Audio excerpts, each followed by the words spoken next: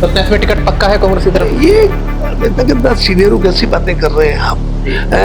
वैसे तो टिकट का कुछ नहीं पता होता, किसी भी पार्टी में किसी के भी टिकट का कुछ नहीं पता, पर एजम्पशंस और प्रिजम्पशंस के आधार पर तो मैं चुनाव लड़ूंगा, उसमें क्या कहने की बात है। ऐसा है वो गलत। उन्होंने ये आपके एक चैनल के वो उन्होंने पूछा आपके अध्यक्ष कहाँ हैं, मैंने कहा कौन से अध्यक्ष? अध्यक्ष का कौन से अध्यक्ष का मतलब यूथ कांग्रेस का अध्यक्ष, महिला कांग्रेस का अध्यक्ष, एनएसयूआई का अध्यक्ष, सेवा दल का अध्यक्ष। तो मैंने ये पूछ लिया तो वो समझ रहे उससे टीआरपी बढ़ रही है। उसमें तो मैंने बीजेपी को खुलेआम ललकारा था, रवि श्रीकांत जी को ललकारा था। हाई पावर कमेटी की बात की कि केवल 4 गोस्वामी सदस्य रखे। न्यास ट्रस्ट की हम बात करें तो न्यास ट्रस्ट में तो केवल 2 ही सदस्य हैं। अगर वो कानून बनता है तो फिर न्यास ट्रस्ट को तो चैलेंज किया जा चुका है। ये अभी एक एप्लीकेशन हाई कोर्ट में और लगेगी।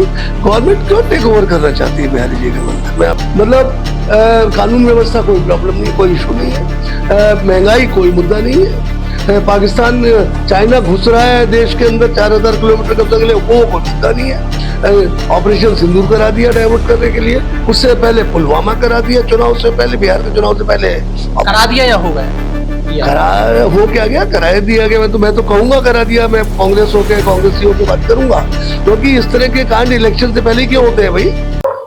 27 दिसंबर आज हो चुका है। आज से ठीक 4 दिन बाद हम इस साल को विदा कर देंगे और 2026 में हम प्रवेश करेंगे।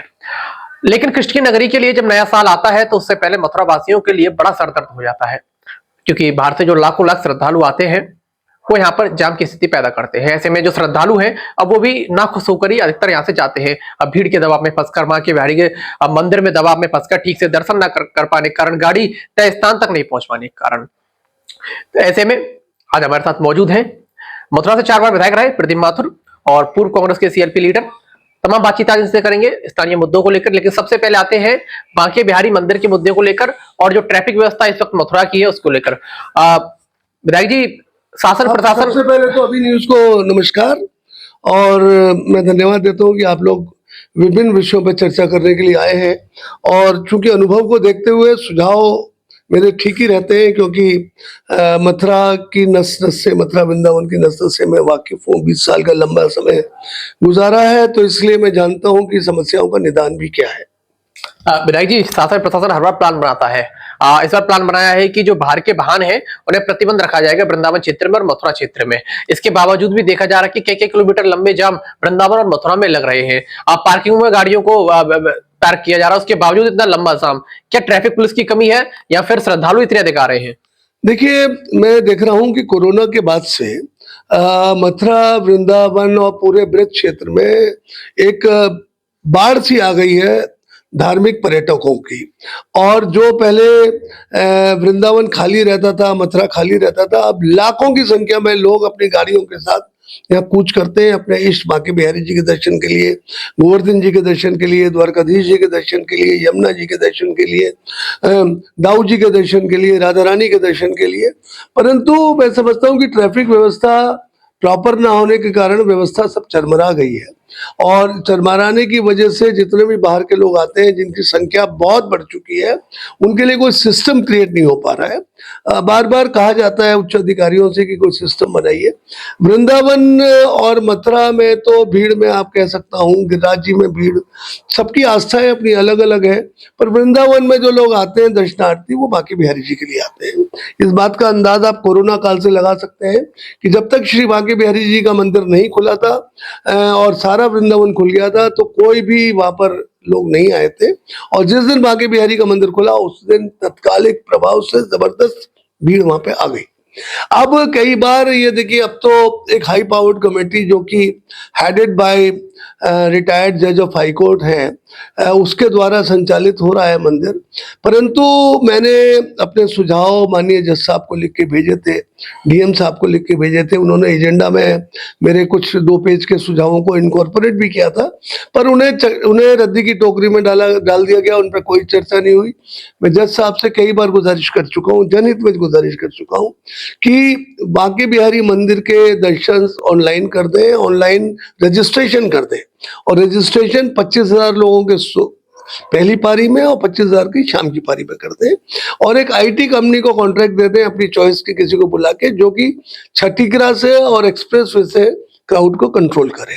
उसमें क्या होगा कि वो automatic counting of the heads, मेरी काफी चर्चा हो चुकी है आईटी कंपनी वालों से, कि जैसे बांके बिहारी टेम्पल के अंदर का जो दलान है, जिसमें कि अभी उसे एक्सपेंशन नहीं किया गया है, उसका एक्सपेंशन किया जा सकता है, पीछे और एक हॉल बना है उसे जोड़ा जा सकता है, और एक सिस्टम क्रिएट किया जा सकता है। बैरिकेडिंग का तो कोशिश कर रहे हैं ये लोग, परंतु आईटी की वजह से जितने 25,000 लोग जब एनरोल हो जाएंगे तो वो स्प्रेड ओवर पूरे हफ्ते में हो जाएंगे। 50,000 लोग एक दिन में और 8 लाख लोग, 4 लाख लोग एक हफ्ते में।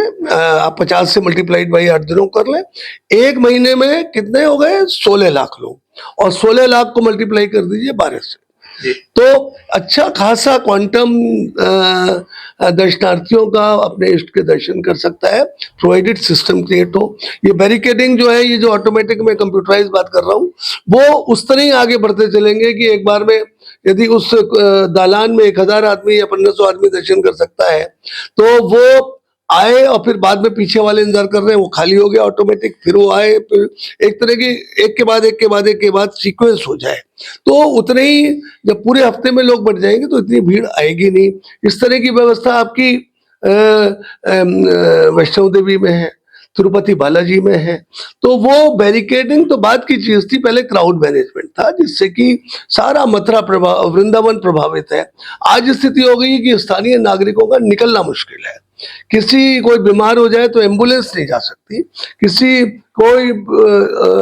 किसी की मृत्यु हो जाती है तो शव यात्रा नहीं निकल सकती, और व्यापारियों का व्यापार बंद हो गया है, इतनी भीड़ है कि दुकानें भी प्रॉपरली नहीं खुल पाती है। तो इसे गंभीर होना पड़ेगा हाई पावर्ड कमेटी को। कर तो रहे हैं, परंतु खजाना खुलवाने की अभी प्रायोरिटी नहीं थी। मैं आपको वैसे कह रहा हूँ, बोल नहीं रहा हूँ, उनके कामों में दखल नहीं दे रहा। और पुराने गड़े मुर्दों को उखाड़ने की क्या जरूरत थी? भाई कौन खा गया कौन पी गया? आपका कार्यकाल आज से शुरू हुआ है, आज से आप व्यवस्था को ठीक करिए। यदि आप पुराने गड़े मुर्दे उखाड़ेंगे तो कब तक उखाड़ते रहेंगे? उसी में टाइम बर्बाद हो जाएगा। लेकिन व्यवस्था कर तो रहे हैं, पुरुष सैनिकों को ड्यूटी पे लगाया गया है, रैलियां लगाई जा रही हैं, लाइव दर्शन की बातचीत की गई है, और इसके अलावा ऐसे कई मुद्दे हैं, जैसे कि जो मंदिर के गेट है उनको चौड़ा करने के दिशा निर्देश दिए गए हैं। कई ऐसे कार्य किए जा रहे हैं कि मैंने ये तो नहीं कहा कि हाई पावर्ड कमेटी कोई काम नहीं कर रही है, मैंने आक्षेप नहीं लगाया। मैंने तो ये कहा कि सबसे पहले जो काम है वो क्राउड मैनेजमेंट का है, और crowd management right from Chhatikara चौराहा और उधर एक्सप्रेसवे जो भी एंट्री पॉइंट है, मथुरा से एंट्री, वहां से कंट्रोल होना चाहिए, जिससे वृंदावन के निवासियों को भी राहत मिले, मंदिर में भी दर्शनार्थी ढंग से दर्शन कर सके। ये तो टिडबिट्स मामले हैं कि दरवाजों को चौड़ा कर दिया, जगमोहन में भगवान जी को ले आए, जगमोहन को कवर कर दिया, अब उन्होंने जगमोहन को ही बंद कर दिया है, डेली पूजन बंद कर दिया है। अब डेली पूजन तो आस्था का मामला है, भगवान कहाँ डिस्टर्ब हो रहे हैं उसमें? यदि मंदिर खुला है और जब डेली पूजन हो रहा है तो बात है ना, उसमें आवाज होती, भगवान सो रहे हैं बाहर, दिल्ली में पूजन होता रहता है, एक रिचुअल्स चले आ रहे हैं बरसों से। जरूरी नहीं है कि हर काम नियम, कुछ हम लोग ट्रेडिशन से चलते हैं, रिचुअल से चलते हैं, जो परंपराएं मंदिर की हैं उनका फॉलो अप करना पड़ता है। और ये शासन डंडे का व्यापार ठंडे का पुरानी कहावत है। आपको यदि क्राउड मैनेजमेंट करना है तो वहां टफ होने की जरूरत है, ना कि सेवायतों के अधिकारों में कटौती करना, या सेवायतों का भक्तों के उनके रिचुअल्स में कटौती करना। आप तो दर्शनों को सुगम बनाइए लोगों के, उसकी कोई व्यवस्था चौकस करिए।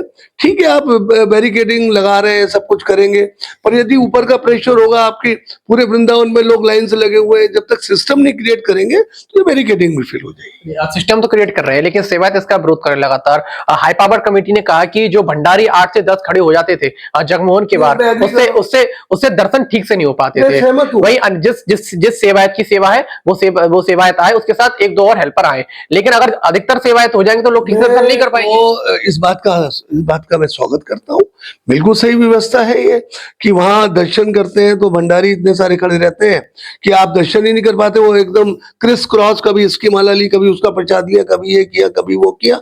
हम खुद कई बार कह चुके हैं, दर्शन जब हम करते हैं तो दर्शन हो ही नहीं पाते, वो भंडारी इधर से उधर दौड़ते रहते हैं। हम किसी का विरोध नहीं कर रहे, ये अच्छा उन्होंने काम किया है, काम हमने उनको क्रिटिसाइज भी नहीं कर रहे, पर हमारी हमारे जो मेरे क्या सुझाव, जनता के सुझाव हैं, मैंने भी कोई अपनी तरफ से भी दिमाग लगाया, औरों के सुझाव मांग के उनको सजेशंस दिए। लेकिन देवी पूजन का वो कहते हैं कि देवी पूजन के जो सेवायत थे दिनेश गोस्वामी, सेवायतों में से वो कहते हैं देवी पूजन प्राचीन परंपरा नहीं थी। ये तो देखिए, दिनेश गोस्वामी जी का, वो हमारे मित्र हैं, बहुत अच्छे हैं, पर ऐसा लगता है कि वो तो सरकार के प्रवक्ता हो गए हैं। मतलब ये उनको तो उनकी आदत में आ गया है कि सारे गोसाई एक तरफ, वो एक तरफ, और हाई पावर्ड कमेटी ने उनको अपना प्रवक्ता बना लिया है, उनसे स्टेटमेंट दिलवाते रहते हैं। ये गलत है। जहां मेजोरिटी का जो सोच है, मेजोरिटी की सोच के साथ आप लीजिए, एक ओपिनियन पोल ले लीजिए। आपने 4 लोगों की कमेटी, हमें तो इसी में भी हमने आपत्ति दर्ज कराई थी कि भाई इतने बड़े, जो कि सारा सेवायतों से पूरा मंदिर चला करता था, उसमें से कुल आप लोगों ने 4 लोगों को लिया है, उसमें 2 शयन भोग से, 2 राजभोग से लिए। तो वो थोड़ा उनका, क्योंकि वो माइनॉरिटी में आ जाते हैं। आप कमेटी देखिए, सारे तो अधिकारी हैं उसमें, डीएम सेक्रेटरी है, जज साहब खुद चेयरमैन है, एक रिटायर्ड जज और है, एक लंबी फहरिस्त है अधिकारियों की। तो सीधे सीधे ऐसा लगता है कि वो एक इंडिपेंडेंट बॉडी ना होकर गवर्नमेंट को रिप्रेजेंट कर रही है, और गवर्नमेंट को जब रिप्रेजेंट कर रही है तो गवर्नमेंट चाहती है कॉरिडोर बने, गवर्नमेंट चाहती है। हमारा तो कॉरिडोर के लिए भी विरोध नहीं था, हमने तो ये सजेशन दिया था, मैंने योगी जी को, आदरणीय मुख्यमंत्री जी को कहलवाया भी था कि आप ऐसा करिए कि जो ये बिहारीपुरा में जो मकान है, और जो बहुत पुराने प्राचीन मकान है, 250 मंदिर है, आप उनको सबको नेस्तनाबूद करेंगे। आप उन एरिया को मंदिर के डाया से 300 मीटर का डाया लीजिए, उसमें सारा जो हेरिटेज पुराना है उसको वर्ल्ड क्लास लेवल पे डेवलप करिए, और कॉरिडोर में उसे इनकॉर्पोरेट कर लीजिए, उसमें शामिल कर लीजिए, और रास्ता सुगम करिए, कोई ना कोई रास्ता निकालिए। जब आप वर्ल्ड क्लास उसे मेंटेन करेंगे, उन सब प्रॉपर्टीज को, तो लोग देखेंगे कि पुरातन और आधुनिक व्यवस्थाओं का समावेश, और ना मतलब सांप भी मर जाएगा और लाठी भी नहीं टूटेगी। तो स्थिति ये है कि हमें कंप्रोमाइज सॉल्यूशन निकालना होगा। ऐसे नहीं कि हम चाहते हैं कि सरकार जो चाहती है, पिकनिक स्पॉट नहीं बनाना है बिहारी जी का मंदिर, आप जाइए। हम ये नहीं कह रहे कि वो अच्छा नहीं बना काशी विश्वनाथ, पर आप वहां जाके देखिए ना, हमें तो सेटिस्फेक्शन नहीं हुआ। हम वहां गए, वहां जल मैं सब पत्नी गया, वहां पर एक प्लास्टिक के लोटे, डिस्पोजल वाले लोटे, उनमें सब दूध और वो सब मिला मिलू को दे दिया गया, आप लाइन में लग जाइए, चलिए मुझे तो वीआईपी वो मिल गया। अब वहां 4 पन्नाले लगा रखे हैं उन्होंने, अब उस पर आप डाल दीजिए, उसी में बेलपत्र है, और वो शंकर जी पे भी जाके नहीं गिरते, वो जो उनका शंकर जी के चारों तरफ जो कुंड बना हुआ है उसमें जाके गिर जाते हैं। थोड़ी देर में कोई व्यक्ति आता है, वो सब बेलपत्र और सब चीजें उठा के ले जाता है उसमें तसले में, वो तो जाके बाहर डाल जाता है। तो हमने आस्थाएं टूटते देखी। ये हम लोग, हमारा देश जो रिलीजियस देश है, और जो हम लोग धार्मिक उस पर चलते हैं, ये आस्थाओं का देश है। और यदि हमें आस्था, भगवान बांके बिहारी के प्रणाम करने से हमें आस्था में एक श्रद्धा उत्पन्न होती है, तो उसे हमें मेंटेन करना चाहिए, उसी तरह रखना चाहिए। ऐसा नहीं कि डंडे, चलो हटो हटो हटो, चलो भागो यहाँ से भागो। इसी तरह आप जाइए, मैं वो राजस्थान में कौन सा मंदिर है, नहीं नहीं, खाटू श्याम नहीं, खाटू श्याम में तो बहुत अच्छा सिस्टम है।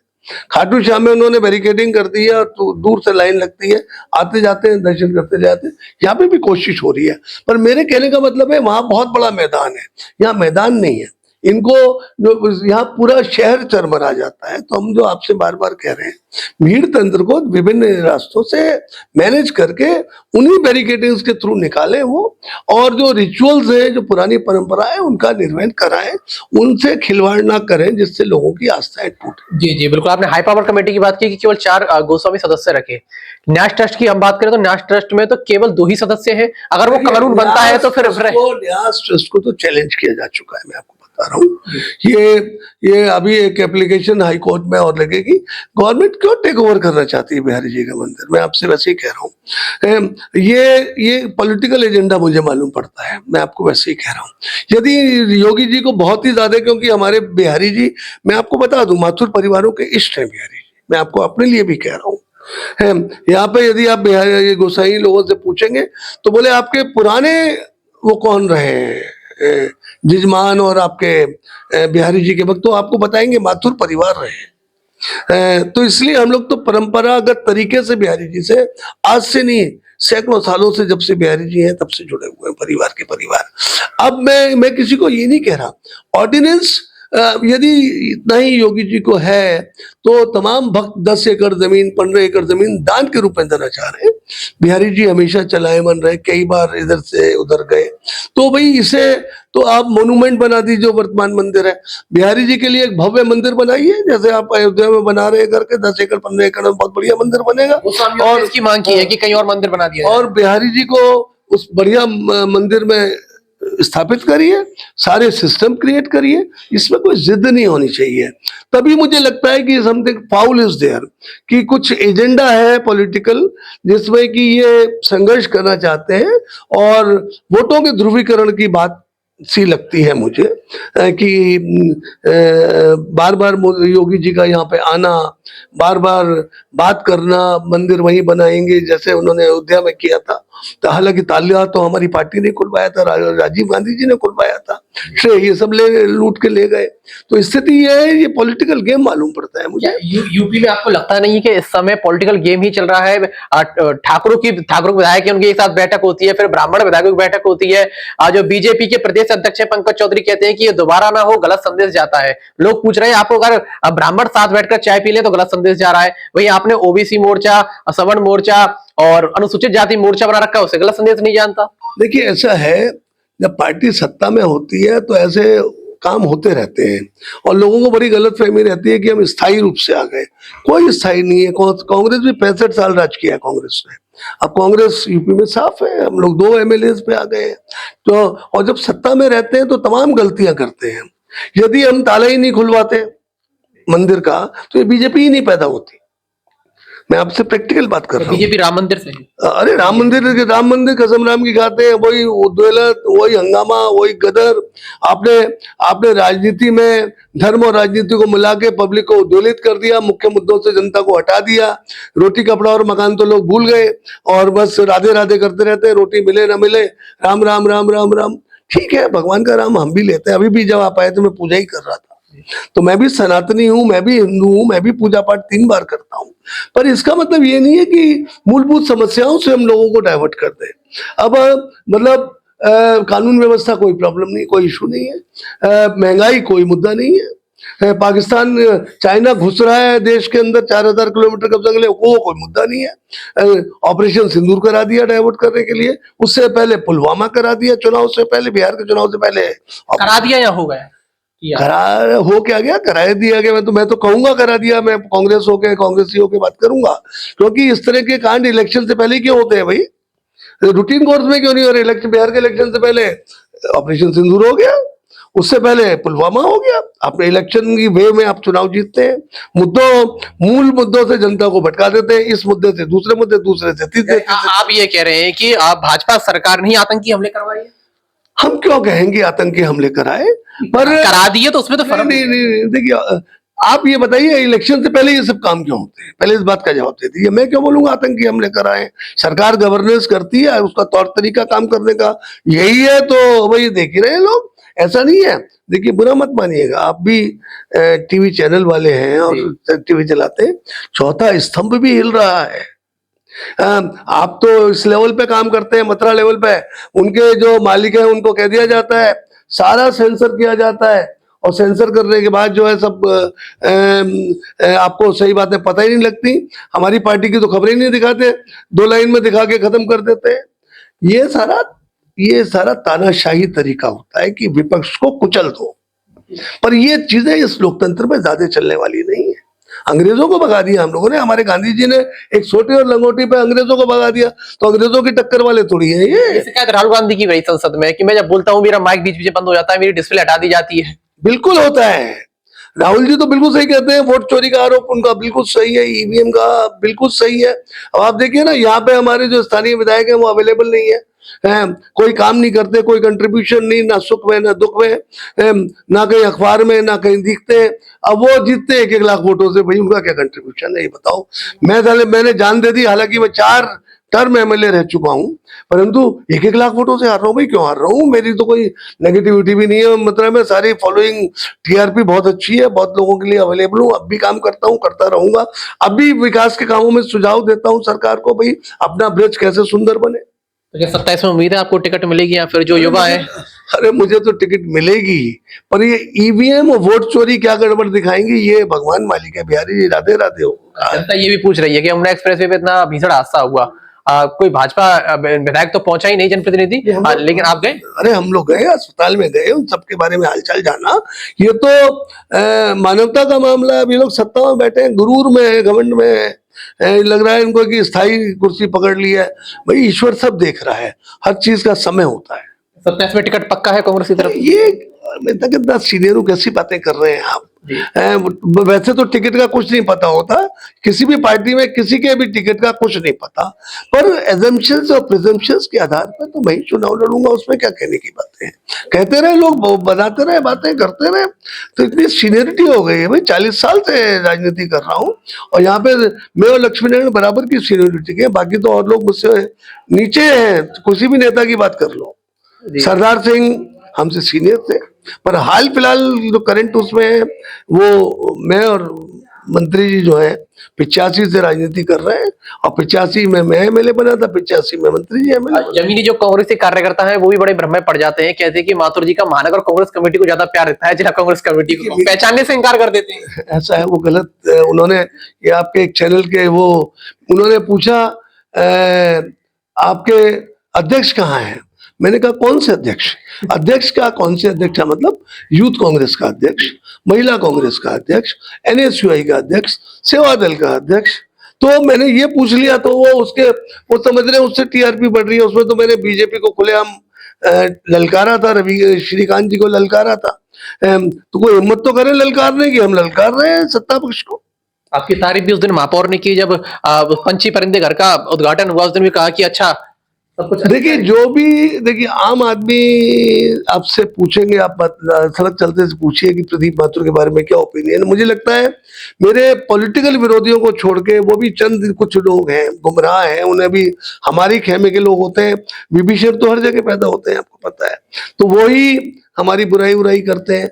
वरना यूजुअली हमारे विपक्ष के लोग भी हमारी तारीफ करते हैं, क्योंकि हम बिगाड़ते नहीं किसी का। नेगेटिव पॉजिटिव थिंकिंग और पॉजिटिव सोच रखनी चाहिए, और सत्ता और विपक्ष तो एक दूसरे के लिए विरोध में बने ही है। आप यदि विधानसभा में जाए, लोकसभा में जाए, तो विधानसभा में सत्ता पक्ष के तो लिए लिखा है हाँ बड़ा पीतल का लगा हुआ है, और विपक्ष के लिए लिखा है नहीं। तो विपक्ष के बैठने वालों को तो सत्ता पक्ष को क्रिटिसाइज करना ही है, उसकी तो निंदा करनी है, और जो सत्ता पक्ष का आदमी है उसे सरकार की तारीफ ही करनी है, चाहे कितना ही गड़बड़ हो। तो ये तो चलता है सार्वजनिक जीवन में। अच्छे अच्छे विरोधी हम लोग एक दूसरे का विरोध, खूब लड़ाई लड़ते हैं, और फिर डाइनिंग टेबल पे खाना खाते हैं। तो उसमें कोई दुश्मनियां थोड़ी है, किसी से कोई दुश्मनी नहीं, कोई लड़ाई नहीं। कुल मिलाकर राजनीतिक मतभेद है। तो ये थे हमारे साथ मथुरा वृंदावन से पूर्व 4 बार के विधायक रहे प्रदीप माथुर। कहते हैं कि जमीन से जुड़ी हुई चीज मुझे पता है, आप मुझसे पूछें बांके बिहारी मंदिर को लेकर हमारी वार्ता। उन्होंने कहा कि हाई पावर कमेटी को उन्होंने लगातार अपने सुझाव दिए हैं, लेकिन हाँ अनदेखे किए गए कि सेवायतों के जो अधिकार हैं उनको हाई पावर कमेटी लगातार छीन रही है, वो ना हो, क्योंकि सेवायतों के जो अधिकार है प्राचीन परंपरा को ध्यान में रखते हुए, आस्था को ध्यान में रखते हुए ही अब बांके बिहारी मंदिर में व्यवस्थाओं, भीड़ कंट्रोल की जो व्यवस्था है उन्हें सुलभ करें, उन्हें ना बिगाड़ें। इसके अलावा मथुरा जो ट्रैफिक व्यवस्था लगातार बिगड़ रही है उसको लेकर भी बातचीत की, तमाम मुद्दों को लेकर बातचीत की, थोड़ी बहुत बातचीत 27 के चुनावों को लेकर भी हुई। तो अब देखना है कि ये आगे सारी चीजें कहां जाकर रुकती है। न्याय ट्रस्ट खैर अभी नहीं बना, ये कोर्ट में मामला चल रहा है, कानून बतौर बन गया है विधायक के बाद, लेकिन अब आगे क्या, सबसे बड़ी बात यह है आगे क्या होगा, आगे वो समय बताएगा। फिलहाल के लिए इतना ही। अपने सहयोगी आरती शर्मा के साथ मनोज भारद्वाज।